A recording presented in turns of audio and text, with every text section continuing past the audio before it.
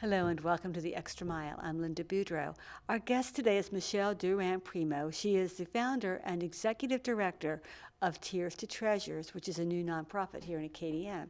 Welcome, Michelle. Thank you, Linda. It is so good to have you here today. Thank you. I guess to begin with, tell us a little bit about what Tears to Treasures is. Tears to Treasures is a 501c3 nonprofit organization that promotes healing from past abortions and prevents future abortions by educating people on what abortion is. Okay, and you started this organization. Yes, ma'am. You are the founder. This is Yes. something that you are passionate about. Yes.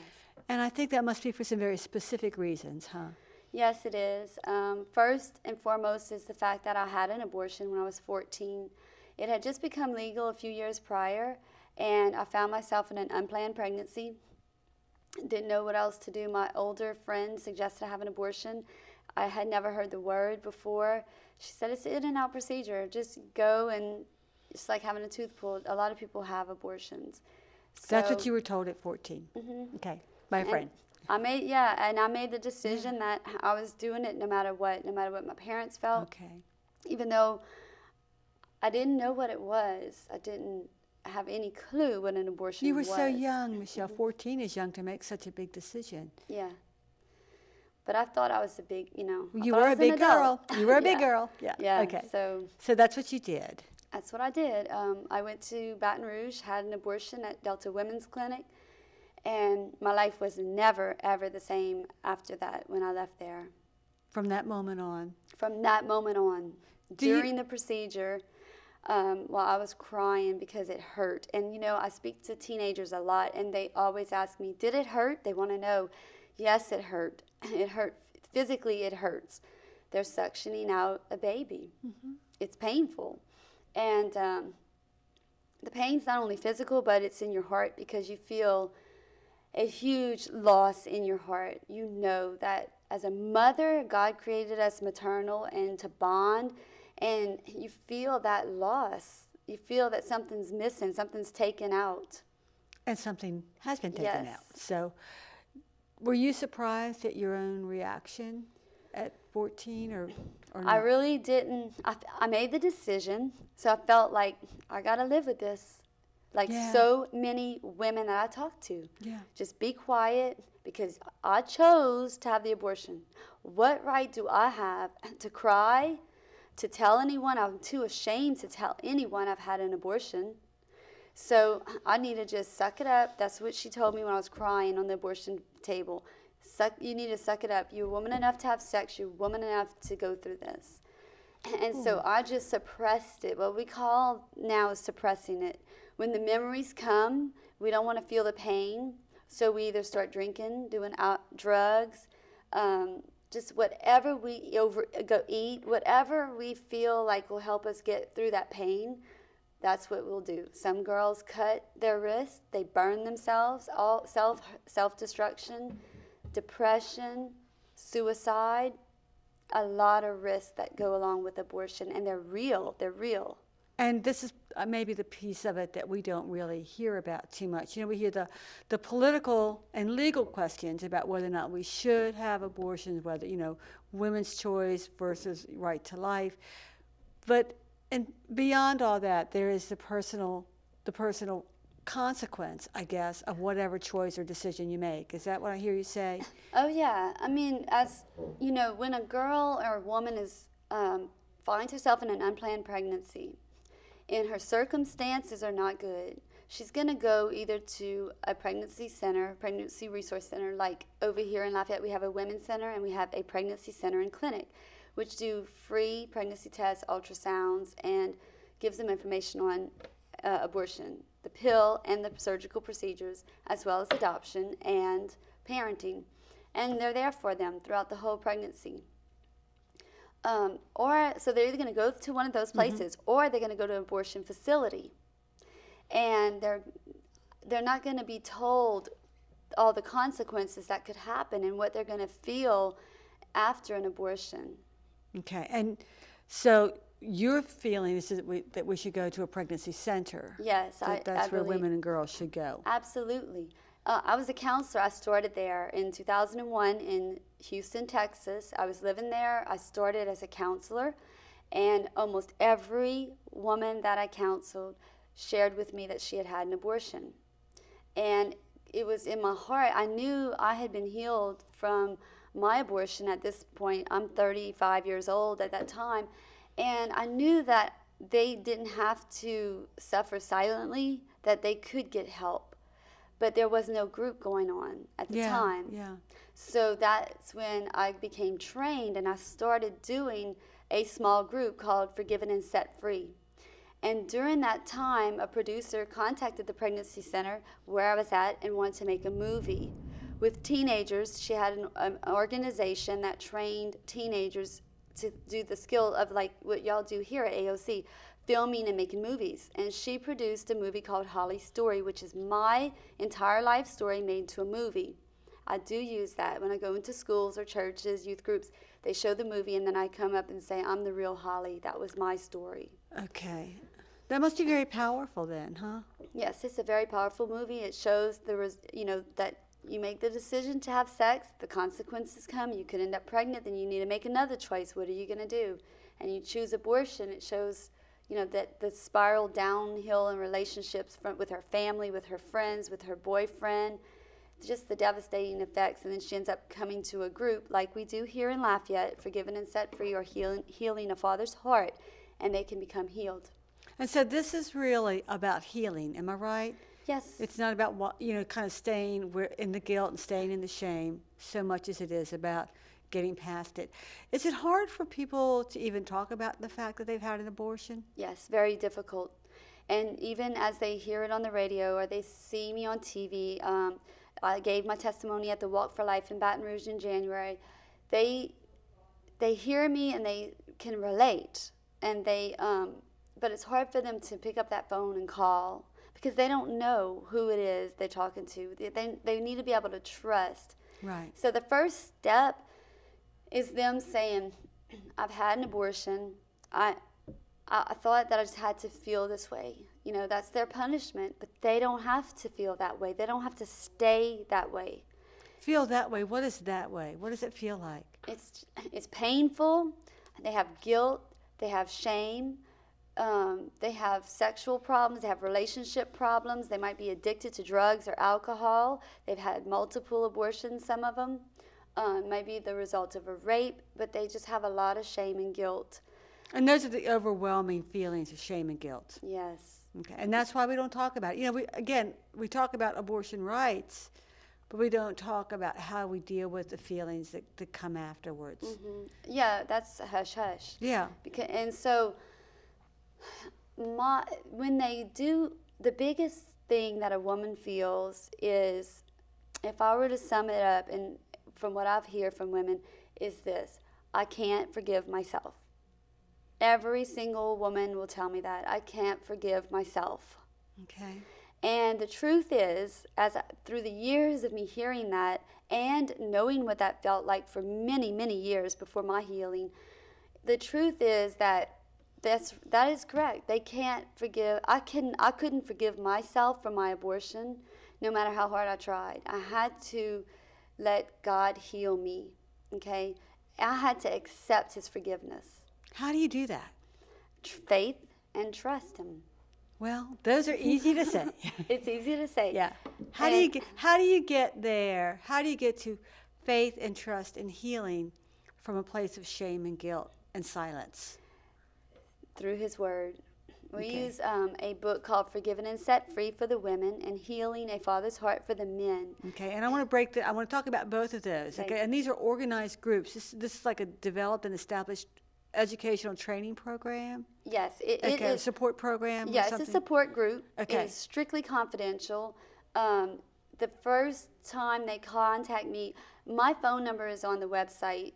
It's on the brochure. It's on my business card. So when someone calls me, it's strictly confidential. And when they get the number, this is the face. Yeah, This it's is me. the face. 'Cause Yeah. sometimes people will call and they're like, is this you? I heard you on the radio. Is it you? Because they think I have a bunch of staff. Not yet, one day.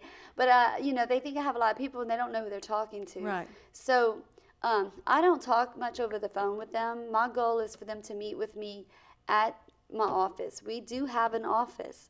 I do not publicize that number, that address for confidentiality Right. reasons. But I'll meet with them in person. They just want to share what they're going through. And then I'll explain to them that we're starting a group in August. And you are? So we're starting the Absolutely. group in August. Yeah. Okay. And it's no more than 6 women in a group. Okay. So it's small, it's intimate, no more than 6. And we use a book called Forgiven and Set Free, which has them look up scripture in the Bible. And every week we meet for 2 hours, once a week, for 9 weeks. And through that meeting and sharing and dealing with it, I tell people, you cannot be healed until you deal with it. And once they do that, and they go through that 9 week, we have a memorial service for their unborn babies, which is just powerful and life-changing. Even though they're not excited to do it, but they trust me. If they can trust that, I know what I'm doing, and we're going to walk them through this, and we're there with them, and they always do trust. They trust us. They feel safe where they are. And as painful as it all is, they always say it's worth it. And on my website, under media, I have not only my testimonies, but testimonies of women who've been through the healing group, who thought they were healed, and then people can listen to their testimony as well, not just mine. Okay. From So, actual people who've been through it. so what is the group like? I mean, it's faith-based. Is it denomination-based? No, not at all. No, that's why I started Cheers to Treasures. Some people say, well, why don't you just went with one that's already established? God just put it on my heart that no matter if you can go to church or you cannot go to church, doesn't matter. If you don't have a Bible, we give you a Bible. So it is non-denominational. And it's open. Is it free or? It's free. Okay. So it's like, it's about healing. It's about healing. My heart is to see people healed and set free from the bondage of abortion. And that's really what it's been for you, is a bondage, right? Yes, from 14 to 35, 20 years. That's a big chunk of your life to carry Yes. that burden around with you. It is. It was horrible. And what about men? What about boys? What about dads? Men, they're not spoken about much because they don't go through the actual experience. So if you think about it, society doesn't really give them any way, any outlet to express how they feel about abortion, because then you look at it as, well, they didn't go through it. And a man might feel like, well, I didn't really go through it physically, so what right do I have? And that's not true, because either the man encouraged abortion, paid for an abortion, brought someone to have an abortion, whether it's his girlfriend, his wife, his daughter, friend. He was involved in that abortion decision. Or he was excluded from it. Yeah, but if he was involved, he has a lot of guilt too, Okay. because he participated in that decision to have the abortion and put that woman through what she goes through. I went counsel a woman who was suicidal, and she didn't even want to speak. She just wanted to die and go to heaven and be with her baby. And we got some breakthrough after hours of staying with her. And then the father of the baby walked in, and he just was looking at us like, I didn't know what to do with her. I didn't know she was going to go through this. And that's the reality. That is what it's like. If he would have known, I guarantee you he wouldn't have brought her to have an abortion. He didn't know it was going to do this to her. What do you think it does to men? I mean, women go through the abortion, but men are losing their children too. Yeah, because then they have the guilt, and then they have the loss as well, and they don't know what to do with it. Like in my situation, a man does not have to know. Like you didn't tell your baby's father that. Right, I didn't have to tell him. No, you didn't have to tell him. And they don't need to be. They don't have. There's no. They don't have any rights. They don't have any they have no protection. They have none, right. So after the fact, they find out that they had a child, but now they didn't have a chance to protect that child. That child's gone. So they're angry because they didn't make that decision, and they maybe wouldn't have chosen abortion, and they might have wanted to keep that child. So they're trying to deal with the anger. Mm-hmm. Anger is a big issue, even in the women. Women, that is our hardest week is anger. because they always have a lot of anger. And when they have anger, that's where they cast responsibility, okay? They don't want to take the blame. They want to blame other people. I did it too. I did it for years. So then men feel the loss. So men need healing too. Men need healing. So last year, I started this Tears to Treasures in March of 2010. And we did 3 women's group. And then this year, in January, I had a women's group, and I also had a couples group. Because I had a man courageous enough to call me and say, I heard about you. Do you help men? I said, yes, I do. So he and his wife had an abortion prior to their marriage. They've been married 13 years. It was a miracle they were still together. The statistics are that they don't stay together. If a couple has had an abortion, then they tend not to stay together. Yes, because it's hard to deal with those emotions and those feelings and to come together in that. So they didn't speak about it. It was never Because brought we don't up. like to talk about this. This is No. not fun to talk about. That A word is not brought up in our home. Right. So for 13 years, it was never discussed because he didn't want to cause pain to her and she didn't want to cause pain to him, and it just was not spoken of. And he was brave enough to call me, and I asked him if he would ask his wife to come. And either she could go in the women's group or they could do it together. And they chose to do it together. And they went through. We have Forgiven and Set Free is a little book we use for the women, and there's a Healing a Father's Heart that is used with the men, and they go companion side by side. Okay. And they just had their memorial service in May. And their marriage has been restored. Because they've been able to walk together through Yes. this crisis. And talk about it openly.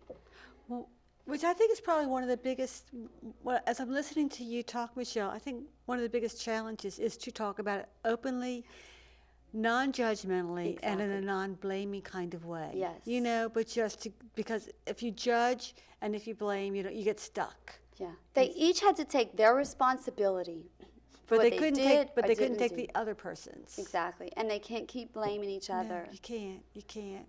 So you've mentioned or talked a couple of times about the memorial service. And so what is that?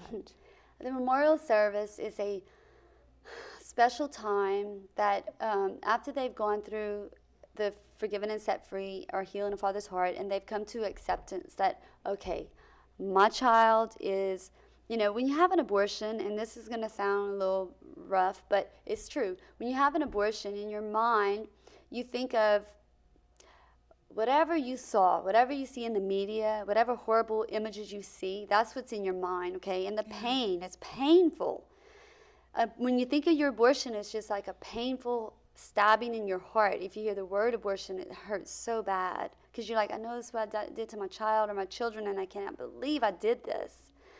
And so they've accepted the fact that their baby is now whole and in heaven with Jesus, waiting for them, okay? So they're prepared by the time, and then we go to a church, and Do they get to pick the church? no, I just choose it, and they're fine. Okay. They're always fine with it. And they come to the church.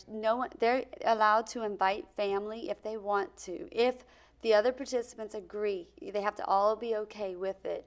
And then they'll come to the church, and we will just have a time where they'll hear some special songs that have been picked out. I'll speak about the purpose and the meaning for having us.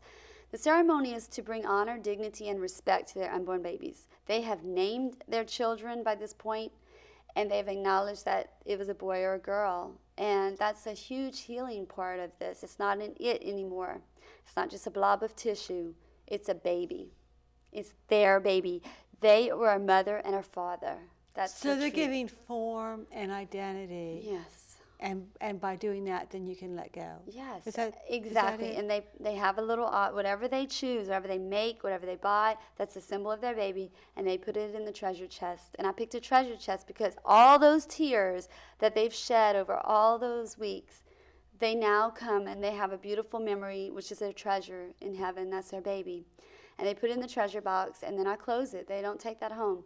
And that's just a very healing time for them. It brings closure to the abortion experience plus what we've just worked through.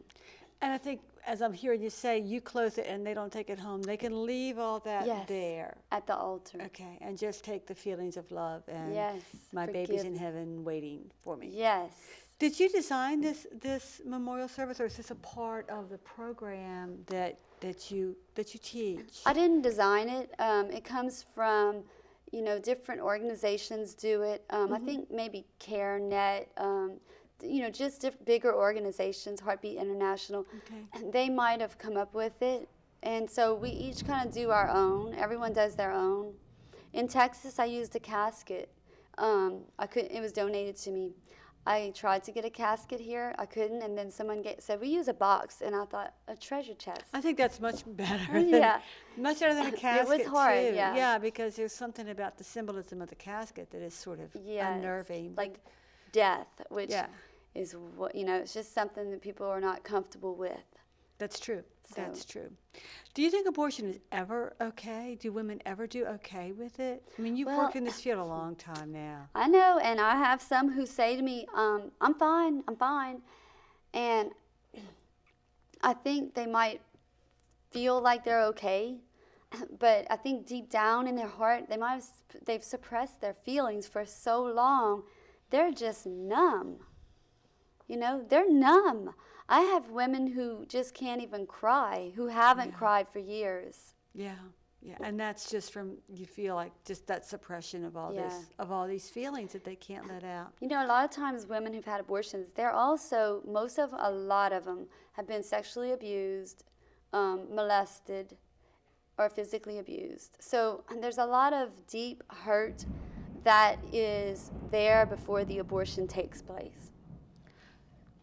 Okay, so then there's a lot of healing, not just from the abortion, if I'm hearing this right, Exactly, but yes. through all of the pain and abuse that's gone on. Do you find that women who've had abortions, and I don't know if you would know this or not, but women that have had abortions are more likely to pick partners that are abusive or Yes, violent? Do you- absolutely, is there- yes, and I'm glad you said that, and I did that for a long time, because they feel unworthy and undeserving of a good man. Okay. So they end up choosing men who are abusive to them. Okay, and again, it perpetuates. Whoa, there's a thunderstorm going on out there, world. So then they're gonna continue to punish themselves in one way or the other. Exactly. And you have this your flyer here, and I hope we can find these in various places because it's very good. But you have some warning signs. Yes, I Things do. that we should be aware of to know if we're having if we have unresolved issues Yes. that may be the result of an abortion. And it includes guilt, shame, anger, all of those really difficult and stressful emotions, including dreams and nightmares, eating disorders, alcohol, drug abuse. These symptoms may be common in a lot of people who are suffering from post-traumatic stress syndrome. Yes. And that's what I'm thinking, is that abortion is another event in our lives that can result in PTSD. It absolutely is. Abortion is a traumatic experience. So it is the same as post-traumatic stress disorder syndrome. Like people who were in the war, they really relate it to that. People who've been in war and they've seen death. And it's not exactly the same, but yes, they're all the same symptoms. And also sexual dysfunction. So just recently when I was speaking at teenagers, I really realized that I need to tell them that before you get married, if you go to premarital counseling, make sure you ask your future spouse, have you ever been through an abortion experience? Aha. Because they can get married and not know that deep, dark secret, okay? And all those symptoms will be there, and they'll end up maybe even divorced, they're not knowing why they have these sexual problems when abortion is part of their past. And this is something that really can be brought out of the closet, talked about, and that's what you want to do, right? Yes. Right. You want people Yes. to know that there's help. Yes. What I know they're not going to go speak about it, and that's why my number, they can call me, it's confidential. And, after people are healed, they will speak out about it usually. Yeah. Because they're healed. They okay know they're now. okay. Yes. It's a miracle how it happens, but it does happen. And you've seen it happen. Over and over. You are a testament to the fact that Yes. it can happen. Over and over again. And, you know, like I tell people, do you think I'm not proud of what I did? I don't stand up here in front of those 3,000 people in Baton Rouge at the Walk for Life and say, No, you're good. you know, and say that I'm proud of what I did. But I can stand there saying, I'm not scared to being judged by you, because only God can judge me, and I don't judge anyone else. If they've had an abortion, they need healing. And that Tears to Treasures is a safe, non-judgmental place where they can come for healing. And that's what this is all about. So if you have had that experience of an abortion or know someone who has and needs healing, give Michelle a call. She's here for you, and that includes the dads. Yes. Michelle, thank you. Thank you, Linda. And thank you for watching The Extra Mile.